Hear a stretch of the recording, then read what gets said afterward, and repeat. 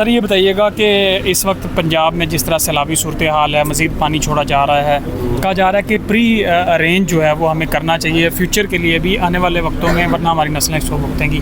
Proper क्या है, इतने सारे लोग नकल मकानी करने पे मजबूर हैं। देखिए हमें जो है अपने जो हमने बहुत सारी जो हाउसिंग सोसाइटीज़ बना दी है ना रिवर बैंक्स के ऊपर, उसको हमें दोबारा से रिव्यू करना पड़ेगा, क्योंकि ये अगर ये अब देखें ना, अगले साल कह रहे हैं 22% ज़्यादा आएगा, अगले साल 22% ज़्यादा आएगा, इससे ज़्यादा तबाही होगी।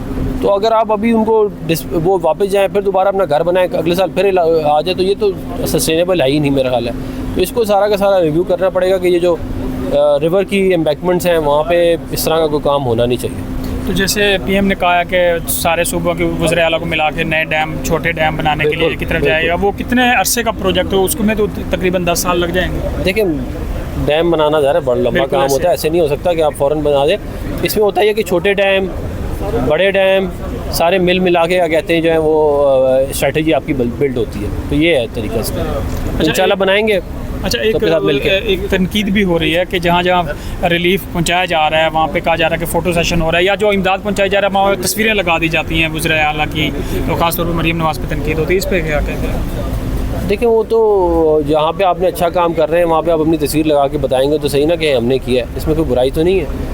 और अगर ये कोई कौन सी हुकूमत है जिसने ये वाले काम नहीं किए, अब ये भी तो बताएं ना। तो ऐसी जो है वो नॉन इशू को इशू नहीं बना लेना चाहिए। अगर कोई अच्छा काम कर रहा है, उसकी वो थोड़ी सी एडवर्टाइजमेंट कर रहा है, तो उसमें क्या बुराई है।